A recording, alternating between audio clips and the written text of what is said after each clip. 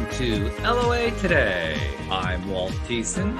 With me today are Louis D'Souza and Anne-Marie Young. This is your Daily Dose of Happy. We are so happy you decided to join us today. You know, guys, it's funny because when we do these shows, very often we have a topic, sometimes we don't. But the thing that is the consistent barometer, if you will, of how things are going is that when we get time to showtime, it's like, oh, I get to relax. My day has been so crazy. My weekend was so crazy, but I get to relax. I get to have fun. So thank you for being part of my fun. I really appreciate that. And before we got started, we were kind of kicking around, what we could talk about for a topic. And Louis says he has an incident. So we're going to entitle today's episode, well, at least informally, The Incident. So you got to tell us what this incident is all about. Well, Isabel comes home from school, my 13-year-old, and she says to me, Dad, this car almost ran me over. I said, what do you mean? She says, at the lights. This car went in the wrong lane, overtook everybody, pushed his way into the traffic and zooted off. And as he, you weren't expecting to look for a car coming in the wrong direction, she almost knocked her over and, she was a bit rattled. So I was sitting, I said to her, oh, I remember, was it a white BMW? She said, yes. I said, I've seen him cut past us on the same thing, when I drive down at the morning time. So today I'm walking Eloise to school, my 6-year-old, and I see this guy zooting past, and lo and behold, he gets trapped by all the cars coming on the main road with their lights correct and all the rest of it. So he's stuck there. So I walk up to his roof and I smack it. And he opens his window and he looks at me furious. And I said, do you know you almost killed my daughter the other day? And he's like, what? And he gets out, all stroppy, big guy, all the rest of it, not European. I don't know where he was from. He's like a mixed nation of, like me, complete mix of everything. So he comes up there and he puts his chest against mine, looks me right in the face, and I'm totally calm and I'm looking at him in his face and I'm just like, okay, this is what you want to play. Then he starts to play some intellectual game with me, and I said, well, now you're coming on my turf, mate. And this grin forms on my face,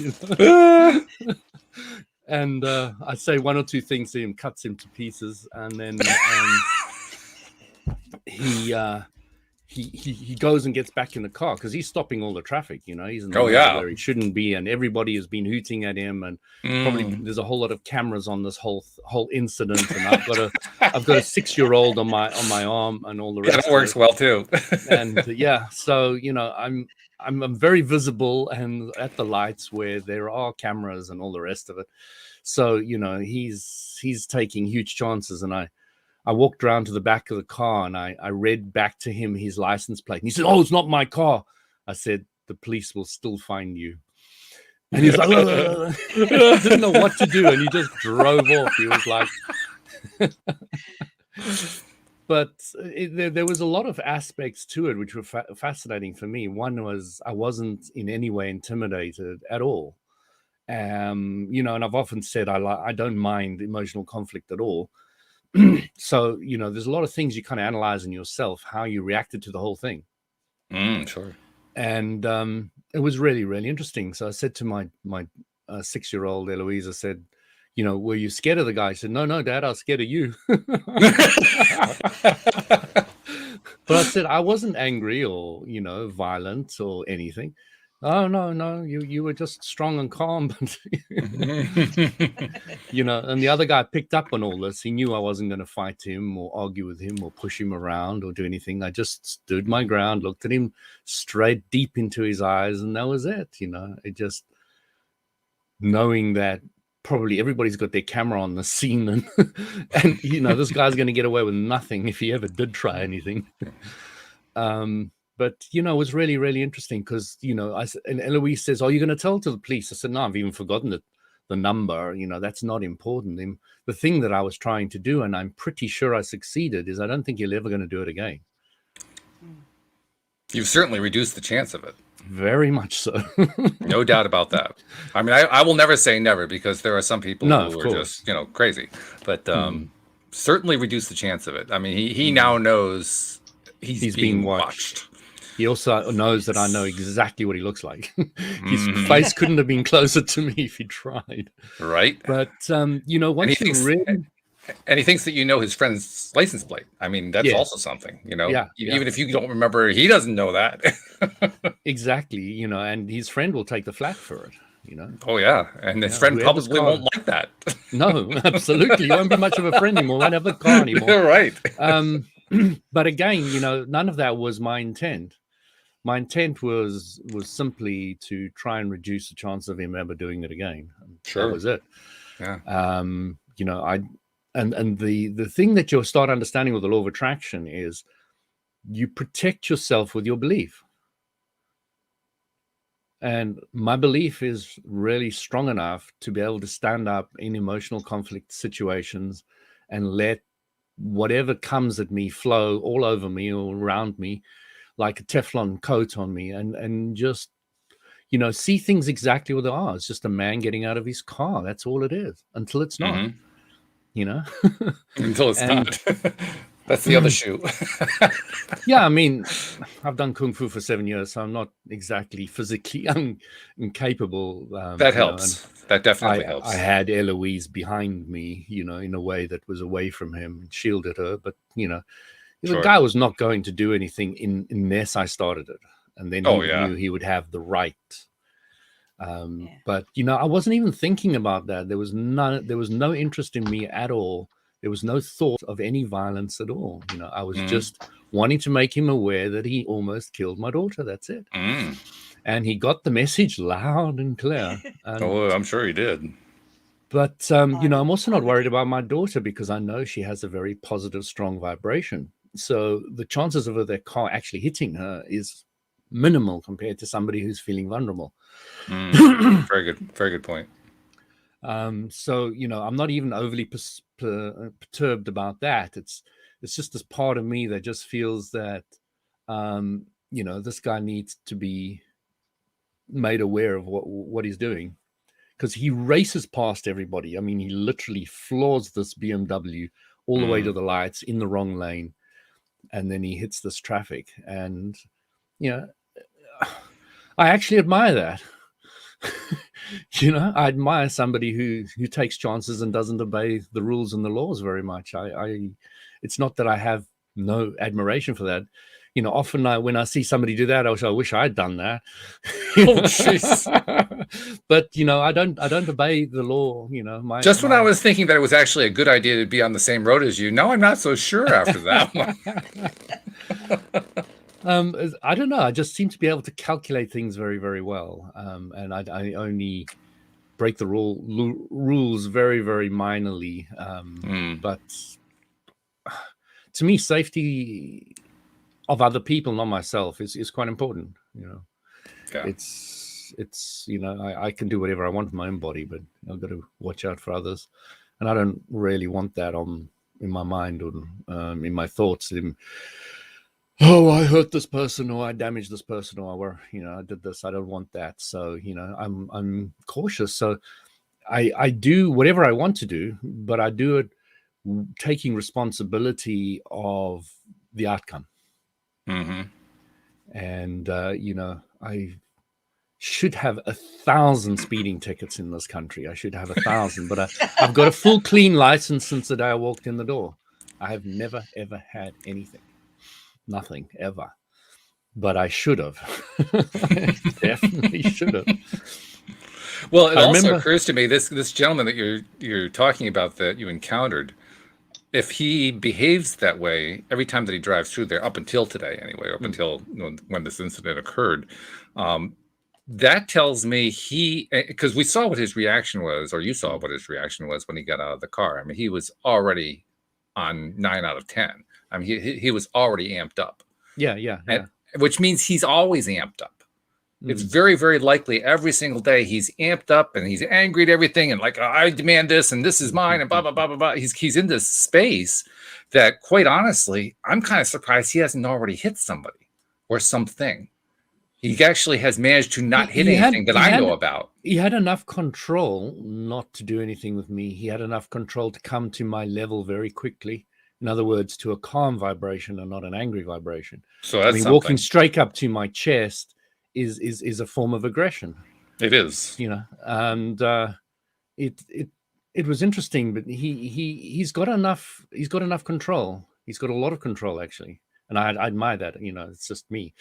I don't look at these things as the way a lot of other people look at these things. The thing that I saw in his eyes was the confusion that I wasn't in any way feared or worried about him, where he was going to do or anything. The only thing I was used to. He was used to a reaction like that. He's used to intimidating. And he wasn't getting that reaction. Yeah. And, I think of this lady in the sauna who said to me, she became a racist because she went out with this white guy and he beat her up. Then she went out with a black guy and he beat her up. And then he went out with another person, another color, and he beat her up too.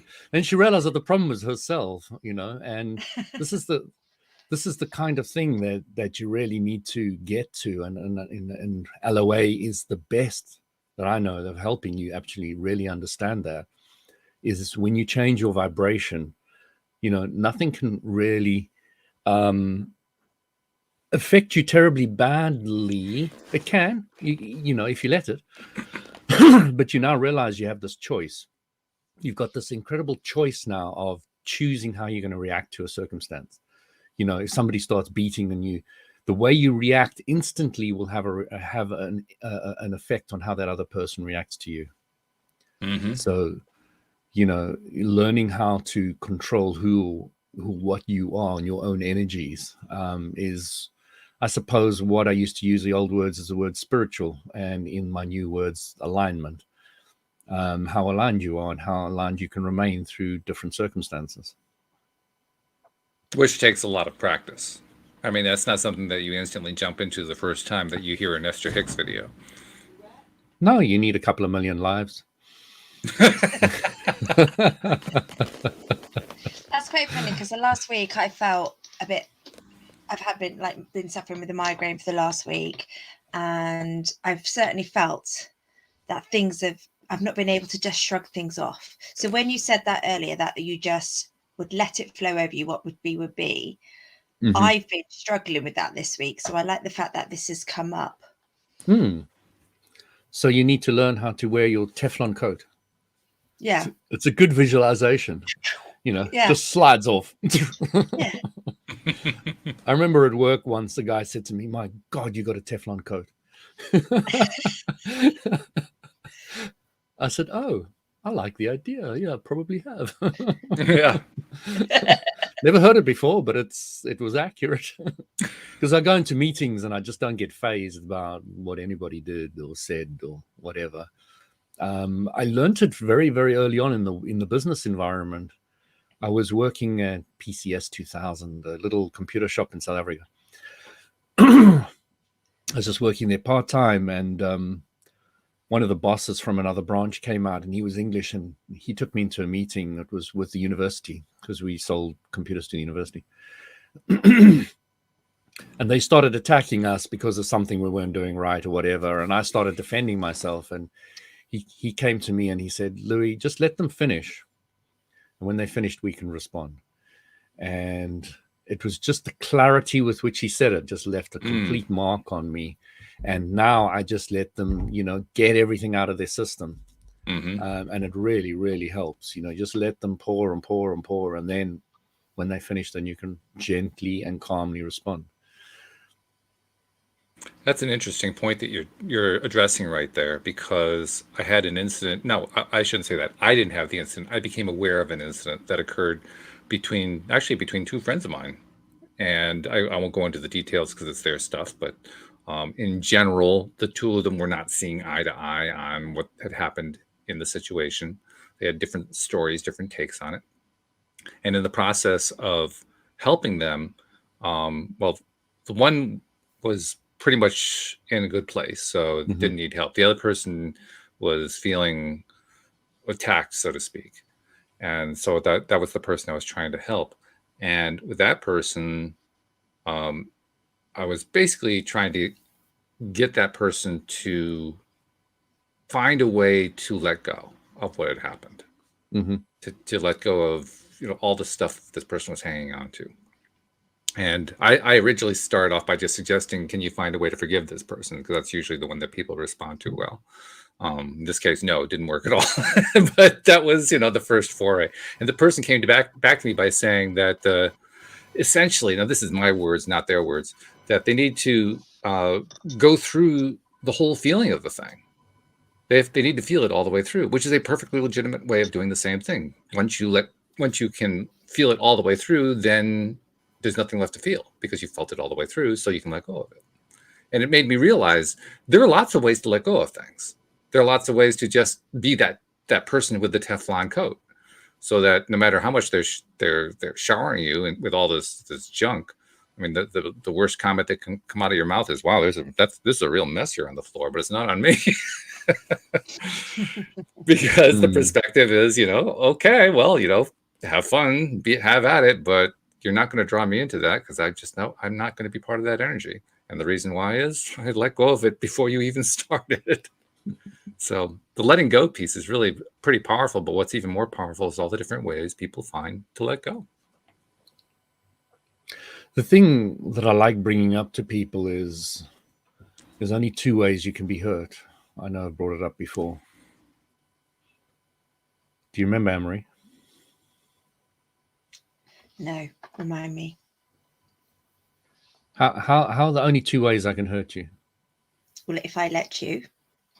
Okay. In what way? Physically and emotionally. Physically and mentally. Let's use the word mental instead. It's kind of like more things. So what do we land up suffering from more, mental or physical? Mental, I'd say. You don't hurt yourself that often. Physically. I think I'm not really, no. No, most people don't. 99% of the time, the only hurt anybody suffers is psychological / mental. So what is happening?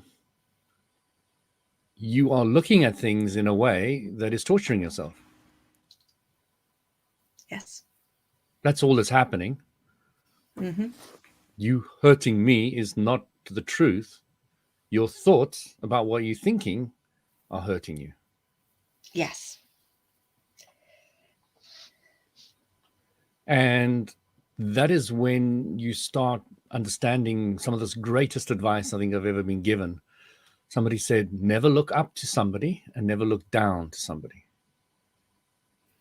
Agree with Which that. is a challenge when you're 6'8", by the way, but that's another topic. Trust Walt.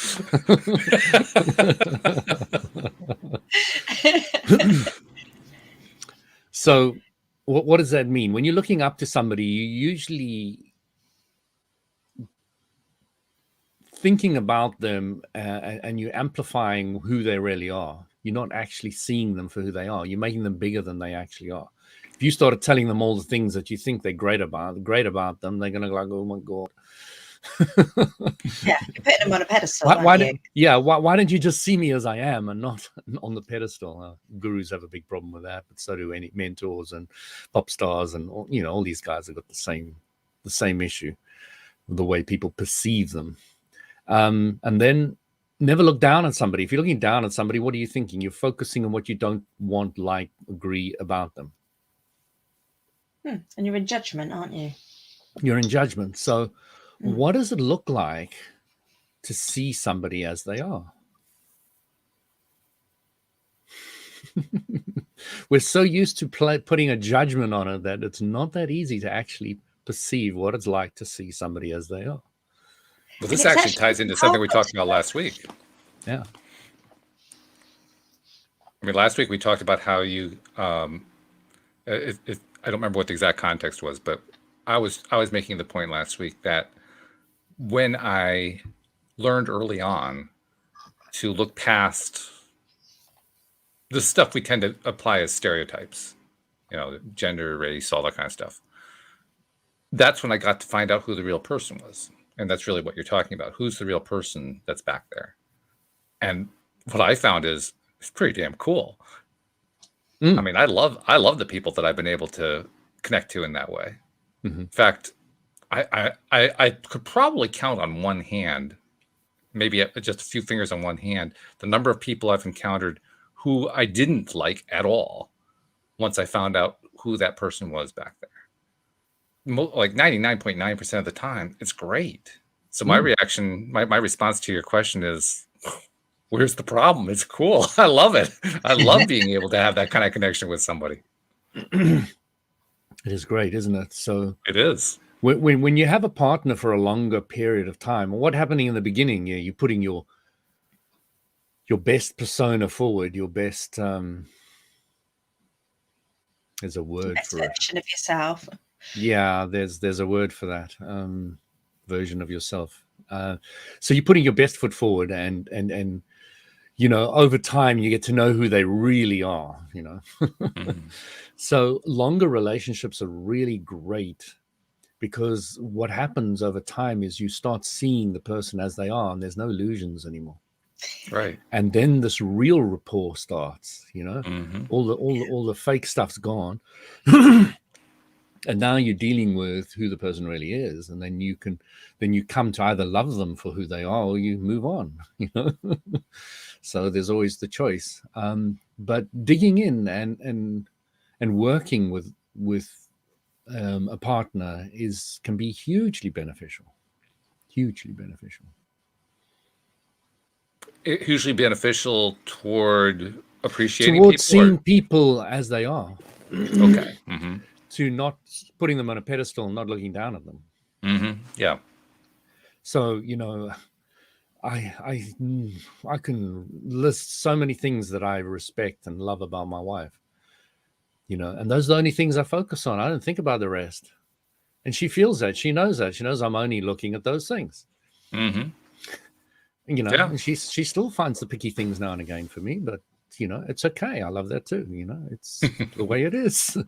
So, I really think relationships can be enhanced massively if you just see people for who they are. Oh yeah. Make no judgment. Just you can just start off, they're a man or they're a woman. Don't have to go too far. They're alive. No, you don't have to go too far. In fact, the way I experience it is, it's what's the word I'm looking for?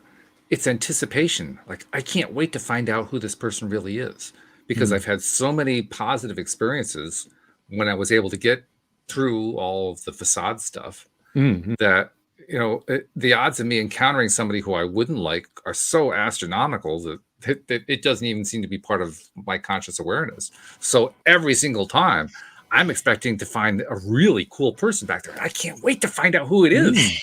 It's exciting.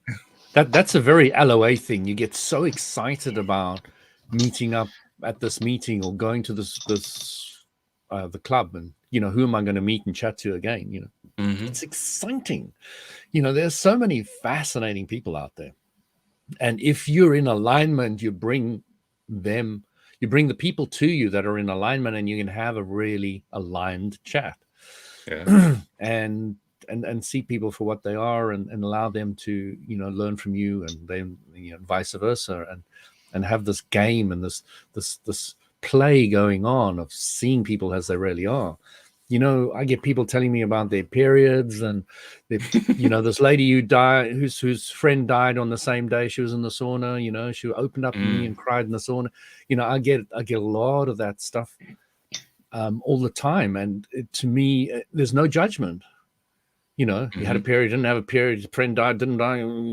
It doesn't faze me. I just see it for what it is, recognize it, and I move on. And people see something in that. I'm not quite sure exactly how it all works, but I see something in that where they know they can just continue opening up and just letting go. I'm not getting Well, paid in the sauna. I think I can explain it. I can explain why you get the reaction that you do. It's pretty straightforward. You don't address and in some way evaluate the thing, whatever the thing is. You just respond to the human. It's a human response. There's, like you said, there's no judgment attached. There's no, well, here's what I would do. There's no, there's nothing like that attached. It's just, I see you. I experience you. I respond to you. You are the person that I am interacting with. And I appreciate that. And that's not a common experience. It's becoming more common, but amongst in your humanity, in our world anyway, yeah. But more and more people are beginning to encounter it. So that's great. But for the vast majority of population, most of the exchanges that they have with people have this stuff that's in the way. The stuff is, well, it's the event that is important. It's it's the thing that was done that is important. It's the crazy topic that's important. It's anything but the human being. And that's what leads us astray, because we keep thinking about everything but the one most important part of the conversation, which is the person that you're talking with. But also before that, I think you're doing something that isn't actually done that often in your listening. Oh, yeah. It's not everybody listens. They'd say they are, but then not necessarily are. I thought I talked a lot, Henry. You have as many conversations as Louis has. You're going to talk a lot and you're going to listen a lot. It's going to be both. They're obviously feeling heard as well and feeling validated. And I remember my brother had that power and he abused it quite well. Woman fell at his feet everywhere. He was an excellent listener, and he started doing it with me when he stayed with me. If he had just got divorced and moved out from South Africa and lived with me in London, and for 3 to 6 months or something. And during that period, I went and I chatted to him, and I just found myself verbally diarrhea. My mind, unfiltered, I was spewing out at him, and then suddenly I realized, oh my God, he is a good listener. And he is not using that power correctly. We had a chat about it, and after that day, he never abused it anymore, ever. From till today, I've never seen him with anybody. He took it on board, understood what he was doing, was aware enough, and he changed the way he behaved. And when you say he abused, what do you mean he abused it? yeah. When you learn you have a power like this, I did it to my mother. I just walked up to her, and just the way I looked at her or something, and she started crying. And I wasn't doing anything. I was literally doing nothing, but I had discovered something energetic, I imagine. And it went on for weeks, and eventually Dad walked into my room and he said, "Louis, you know what you're doing to Mom, and I know what you're doing to Mom. If you don't stop, you're going to have me to deal with." And I stopped. Okay. But I don't know what I was doing today. Nobody can say what I was doing. I wasn't doing anything. But Dad understood on some level that I was doing this, and I was abusing something, which I don't quite know what it was. But when you become fully aware of it, and my dad made me highly aware of what I was doing. I mean, I was aware that Mom was crying, and I had something to do with it, but even I didn't know what I was doing. I wasn't actually doing anything. So it's just interesting, a very good listener can abuse that power. It's just the way it is. You can get just people to open up, and you can take that information and use it against them on whatever. I don't know. I can't think how you can do it, but just having manipulators. That's the thought that kept going through my mind. Somebody who's manipulating somebody else. But I don't think he did actually do much manipulation with the information at all in any stage. But it definitely feels much better now than then. So energetically, I appreciate what he did to change. I'm sure my mom appreciated what I did to change. Not that I know what I did or what I did to change. So there's games that we play, and some of us are damn good at them, and none of them necessarily involve any words or. Well, I think the word that applies is intent or intention. Yeah. I mean, we You see, talk I about was getting intention, so annoyed with my mother. I really was, because so I that was couldn't coming do through some way. anything right. I would just never ever do anything right, and it was really annoying. I remember her calling me, and I stood in front of her completely resigned, saying, "What have I done wrong now?" And she said, "There's a bowl for you to lick out." When she was baking, she left the bowls for me to lick out, and I love doing it. I was like, "Oh," so shocked. I didn't do something wrong. But that left a marked impression on my mind at how often she must have been saying I was doing something wrong. Mm-hmm. So it's something I have not done with my kids. I almost say to them, disagree with me, argue with me. My 6-year-old is throwing my own philosophy back at me last night. Perfectly. So, like, stop coughing. She's got this terrible cough, and the way she coughs sounds terrible. It's like, and she really amplifies it and exaggerates it. So I said, "Stop doing that." And she said, "Well, that's your problem, Daddy. Deal with it."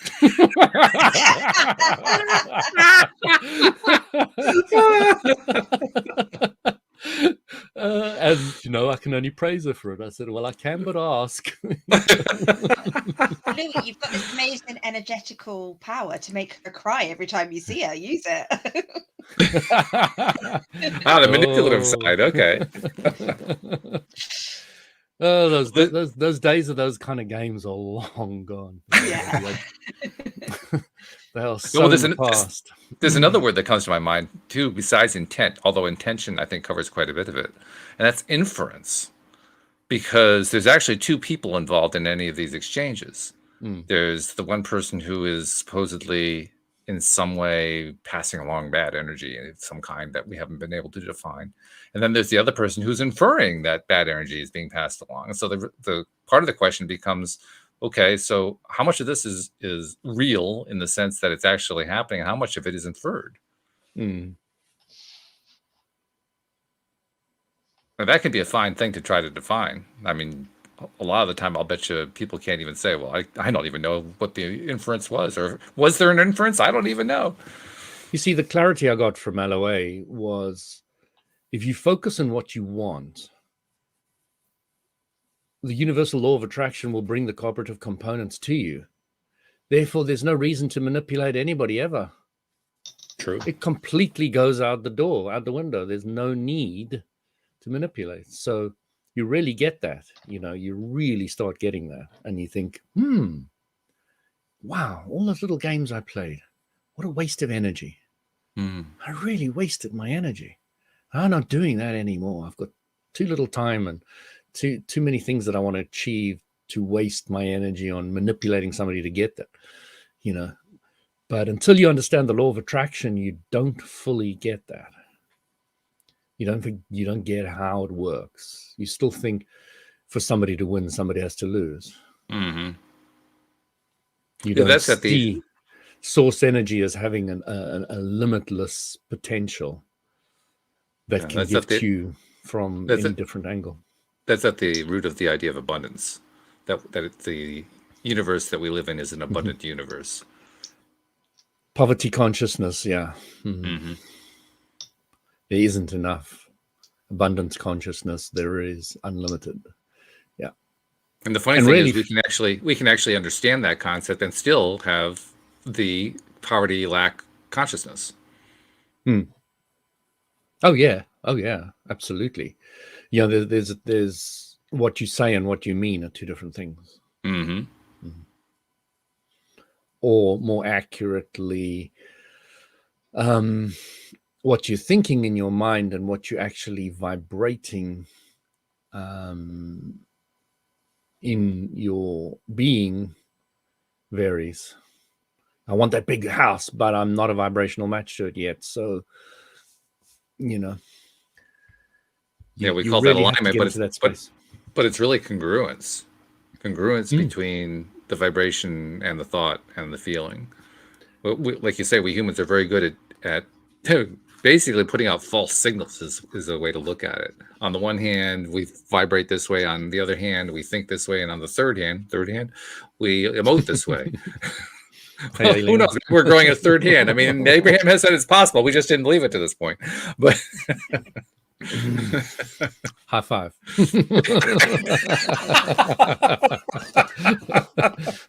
Where's that other hand? Right. And for me, sometimes I feel like I'm aligned with things. I think, yay, I've got it. I'm aligned with it. And then the next day, it just feels like it's gone again. And I'm like, where did it go? I need it back.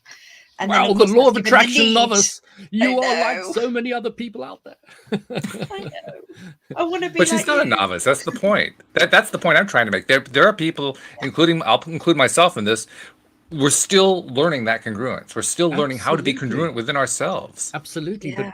But what I was pointing to is that a lot of people in that position, when they look at LOA, they look at it, they think it is all simple and glory and they're going to get what they want. And then the reality check kicks in and they realize one of two things. One is law of attraction's BS. And the other thing is that they really understand that they're not vibrating what they want. They're not actually being what they want. Which is annoying, by the way. No, it's not at all.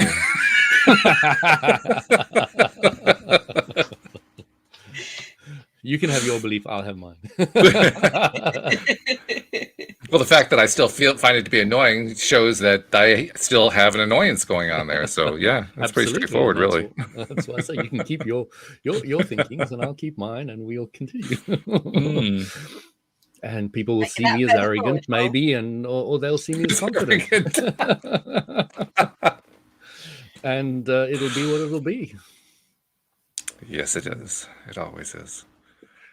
I guess what the thought that was going through my mind as I was addressing the whole idea of intent and inference was that the way a lot of these things play out, whether we're talking about an intention or just inferring from somebody else's behavior or whatever, the bottom line comes down to really a very simple question, I guess. And the question is, how do I really feel? What's really going on inside? How in tune am I with what's going on with me? And Marie, do you see Walt's flashing there?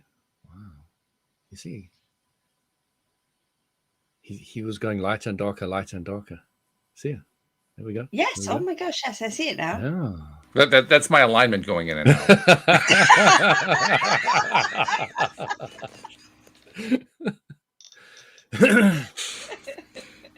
Yeah, it's an ongoing issue.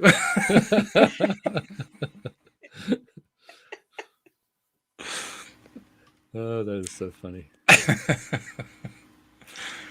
But it's true though, because that whole question of alignment and what I'm calling congruence, I mean, it takes some doing to get there, and then we think we've gotten there to a certain degree, and we have gotten there to a certain degree, and then we find that there was a little piece that we were overlooking, and that was the part that wasn't congruent or wasn't in alignment. Mm-hmm. And so we're constantly making adjustments, trying to bring it all into alignment. So what I keep coming back to in my own mind is I need simplicity. I need a simple way to just kind of overcome the fact that it feels like I'm dealing with so many different moving parts. Because if you get enough moving parts going on, all you're doing is chasing moving parts all the time. So what's the simplest way to do that? And I keep coming back to the same answer over and over again. It's what we subtitle the show, Your Daily Dose of Happy. What's it going to take to feel better? So think of the eye of the storm, Walt. Okay. And the center of the storm will be alignment. And then the further you go out, the more you're going to get thrown around the place. So the idea is to find that alignment, and some people call it spirituality, etc. And that the concept is looking for the non-physical. a spiritual being or somebody who's looking to be spiritual is looking more for some part of them. They're looking for that part of themselves that is non-physical, that can't be seen, touched, felt, smelt, but somehow or other is perceived to be there. And that is the journey. So when you get to that level of not wanting the house, car, job, partner, and you're now looking for the inner peace and happiness that can still have all the others, but the goal now is not for external things anymore. It's now for that richness of the internal. Now, I was talking to Anne-Marie and you after the show about how fascinating my life was, and I was going through it. Anne-Marie was even getting bored and left me even after you left me. But I've had this incredible life, and I was wondering, why have I had it and not others? Because I've spoken to many other people, and once I finished my story, they and I said, "How's your life?" And they said, "Like, can't say anything because yours has just been so amazing. Mine's just doesn't compare." So I was wondering why it is like that, and it's been really haunting me. And I've realized that even from the young age, from the age of 8, as I've mentioned many times, I've said to Mom, "What is truth, love, and God about?" I was searching for my inner, for my spiritual side from a young age. And that, I think, is the key ingredient if somebody wants to have a really exciting life. I think that's true. I think there's also something in a phrase you used, and I think you were actually kind of using it as a throwaway phrase, but it's actually pretty insightful. And that is, you can't compare. They don't compare. No, you can't compare. You can't. There's no way to compare them. It can't. I don't care what kind of life you think that the other person might have had. There's no way to compare them. No, you It's can't. not possible to compare your own life to somebody else's life. You can try to. You can drive yourself crazy in the process, but in the end, there is no comparison. Except soul equals soul, does it? Or doesn't it? I'm not sure what equals means in that context. So what I'm trying to say is what we're all ultimately source energy. Mm-hmm. And that, of course, is all equal. Is it? Is it? Maybe not. I'm not so sure. As a whole, say that. I don't know. I mean, of course, I mean, I'm the reason speculating. The reason I would say that it's not equal is that, and this is what I got from the stream, one of the conversations we had with the stream. The stream basically confirmed for me that energy is constantly expanding.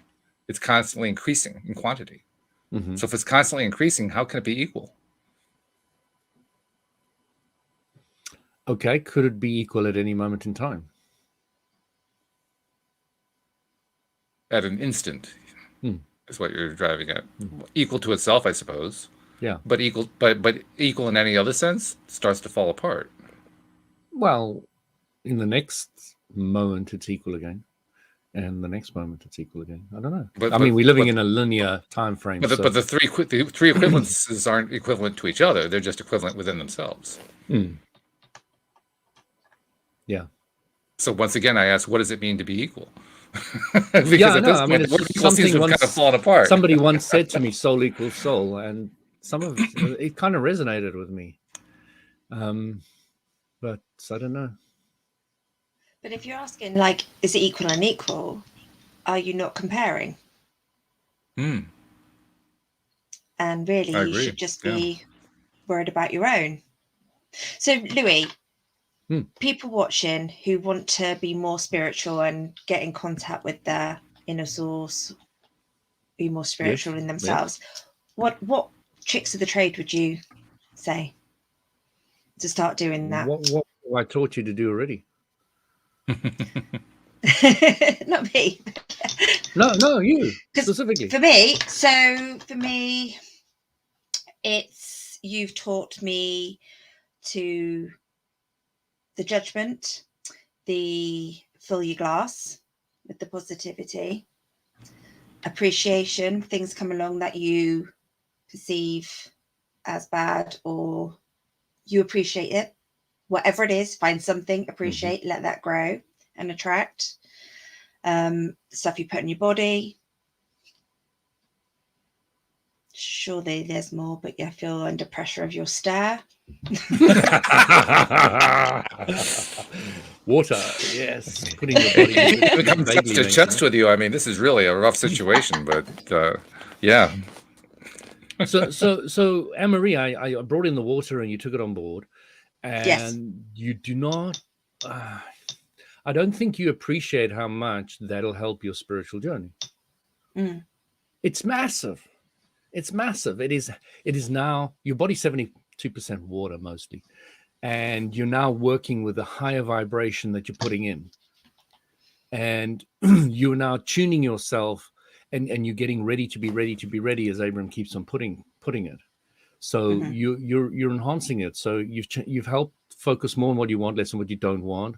That's going to immediately change massive amounts. You appreciate negativity. It's fantastic. When you realize it's an expansion tool and it's not negative in the way you used to perceive it, and you don't focus on that aspect very much. That's huge. When you're putting water in your body, when you're surrounding yourself with gemstones and other things that you feel really aligned to, even the way you put up the pictures on the wall, you start looking where you sit in your house. You start working on a very different level. You start intuiting and feeling it, walking. I'm starting to see wind now. Did I tell you? No. I'm literally starting to see the wind. I told you I started to see the energy of my body, but now I'm starting to see the wind, and it's beautiful. It's very mesmeric. I mean, the swirling and the way it moves is just it's fantastic. So you just go out in nature and plant your feet in the ground, you earth yourself, and that all starts helping with your alignment. So there's so many things you can do. Every time you see a tree, you put your hands together and you say, oh, wood, oh, air, oh, light, oh, metal, all the five elements, and you're always recognizing in the earth, fire, water, looking up at the sun, and there's this appreciation, and then you start getting the connectedness between everything. And it's a journey. It's taken me years to get to where I am, and I don't even feel I've started, compared to, again, I always refer to the people that I probably admire the most on this planet from that dimension is the yogis, the advanced spiritual yogis, not the endless amount of fake gurus out there. The real yogis. They have their control of their body, of their mind, is on a dimension which blows you apart. They can focus on 100 things consciously at once, some more. If you can even do 2 at once, you're pretty brilliant. But these guys work their way up to 100 and to 1,000. They can contract and release every single organ in the body. So they can massage their own heart. They can slow their heart down. They can speed it up. They can take the kidney and massage it with their mind. You can go on and on and on about the things that you can start doing. I've got a lot of control of my body. But it's nowhere near what these guys have done. It just doesn't even scratch the surface. So you start looking at life very, very differently. And I really like the question. And there's so many dimensions. And I will think about more and more things that you can implement. But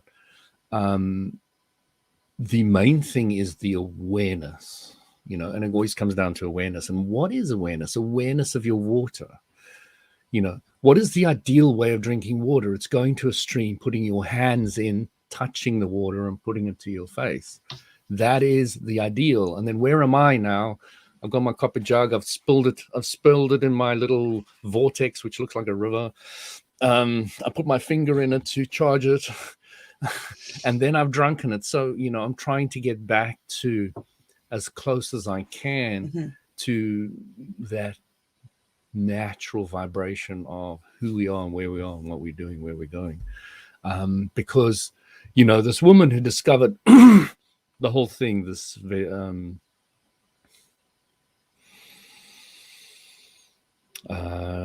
vegetarian myth, what she discovered in all of that was how things work together on this planet. She said, we're so screwed the way we have humans have thought of ourselves as at the pinnacle. Yet, if you removed every insect in the world, 20 years and humanity's dead. If you removed the worms in the world, 8 years and the humans are dead. So who's reliant on who? And if the humans died tomorrow, the world would thrive. Yes. Would absolutely thrive. So you start seeing that there's a cycle going on here, and you want to become more in tune with it. How do you do that? How do you do that? So you start getting back to the basics, you'll see many of the Eastern philosophies, and I was completely blanked by this. I never got it. I really never got it. There was many books I read as a youth on my mentor's bookshelves about the 5 elements and what they meant. Only now am I starting to understand the incredible importance of the earth. You know how much I am about soil and blah, blah, blah, blah. I'm starting to get it. I've been through the whole thing of water. I've talked about water on numerous occasions in numerous different ways. I've talked about breathing because I had asthma. So breath has been incredibly important to me. So I've learned a lot about breath, a lot about water. I'm now going into the earth. And I've always been a fire person. I've always been fired up. My daughter's always touching me and sitting on me and all the rest of it, and my wife, because I'm warm. I'm always warm. I'm always hot. So there's this fire that lives inside me. So there's fire, water, earth, air, and then you start seeing how they all fit together, and then you start seeing how alignment fits into all of that. The Abraham Hicks teaching of alignment. And the more you become in harmony with these, the more aligned you are. The more aligned you are, the more incredible things you're going to manifest and do in your life. This one guru was saying, I'm not one of those gurus who goes and sits and meditates all his life. I work like 16 hours every day, and I get very little sleep. And I do that every day, every year for the last 16 years. And he says, that is a feat. And I'm excited and I'm happy and I'm not depressed and I'm not angry and I'm not frustrated. He says, that is a goal. Yeah. When a lot of us are thinking about, making a little more money here, doing this or getting that, where we're not seeing the big picture. Well, it could be the big picture for us at that moment in time, but where I'm at now, I'm really looking at, how to align myself in every different shape and form. I think that's the important point in that little story you just told there, because it's easy to take away from that story the idea that the important point is that he was joyfully working 16 hours a day, and that working 16 hours a day was the answer. But really, that wasn't what the story was about. What the story was about was that he had got into alignment, and through his alignment, he had found appreciation in the 16 hours he was working each day. It wasn't the 16 he was doing hours, something it was he loved. It wasn't he work. did. Yeah. It wasn't work. Yeah. So exactly. And he said a lot of people are now doing this. And he says a lot of the people he works with are doing this. And they never take holidays. They never go anywhere. They never do anything. But they have an incredibly exciting and rich life with amazing experiences. Mm-hmm. And I fully appreciate and understand that. Well, thank you. I needed to hear that, and I'm going to save this episode to watch again. Next time I need to top up. And the key there is the appreciation piece, because I mean, I've certainly worked the other side of that street, working the 16-hour days and so forth, but I wasn't enjoying it. It wasn't fun. It wasn't interesting. It wasn't full. It was rich. It wasn't any of those things. From my perspective, it was, to sum it up in a word, it was drudgery. And so the key piece to that is, how do you see, think, feel, perceive? There's probably another adjective or adverb in there somewhere. The thing that you're doing. Mm. How do you interact with that, whatever that is? Fill in the blank. And I still create a lot of contrast for myself. And it's not necessary. It's like my mentor says, looking for truth in dustbins. But, my game playing really winds me up, or I allow it to wind me up. And I'm learning to gain a greater and greater control of that, but it's really tricky. So instead of going out to a job 9 to 5 and getting people to wind me up, my boss and everybody, I literally wind myself up, and then learn to control it and see how fast I can align myself again. So I'm playing with the contrast all the time. So I'm not seeing it as negative. Mm-hmm. I'm seeing this as is my way of challenging myself. I mean, there's a much better ways I should be putting my efforts, definitely for some of those hours I play. But it's a journey. I had to go to my tenant's property tonight because she had a mouse problem, and she was literally one of these people who stand on their chairs. And she says, I said, but it's in your mind, Oh no, it's not in my mind. I said, where is it then? Crawling across the carpet. Where do you think it is? No, I wasn't talking about the mouse. I was talking about the fear of the mouse. And she eventually got it, but it's very difficult for her. She's totally given a mouse and its movement, the way she puts it, just destroys her world. Her mental world. It completely destroys it. And I walk in there and I'm completely calm and focused and clear, and I couldn't care if a mouse came out and kissed me. It just didn't make any difference to me, And, I'd be amazed if the mouse did that, actually, but that's another story. but what I'm doing is I'm maintaining the alignment of no fear from mouse whatsoever. I'm saying, feed off it. Grab it if you can. Feed off it. Either stay where you are or come where I am at. Stay where you are, come where I'm at. And so that is what somebody who understands the law of attraction does. They maintain the alignment. As Abraham Hicks always said, your source is never going to come down to your level and say, oh, I'm so sorry, it's so terrible in your life. It's never going to do that. It's say, I'm happy up here, I'm happy up here, you come up here, you come up here, I'm going to have you, you come up here. So it's what I do. I just show her that I've got absolutely no fear of it, because I literally haven't. My vibration is clean when it comes to mice. So I'm letting her feed off that if she wants to, if she's aware enough, if she's able to. That's what a good healer does. A good healer knows. I see we've got about 30 seconds. A good healer has their own strong alignment. And you go to them for that alignment more than any tablet or medication or, cracking of the spine or whatever they do to you. You're going there for their alignment. And when you get that, you really start understanding how things really work. It's funny because I've been doing this program now for 9.5 years. Is it 9.5? And alignment's been, it's 9.5, yeah. And in that time, one of the main topics I've been trying to learn more and more about, talk about, is alignment. And I know it a whole lot better than I did 9.5 years ago. And I feel very much like, was it Socrates who said, I still don't know anything? That's the way it feels a lot of the time. Anne-Marie, wasn't it funny how Walt's voice went all crackly when he said that? Yeah. Yeah, it went all squeaky. I squeaked. And look, it stopped now.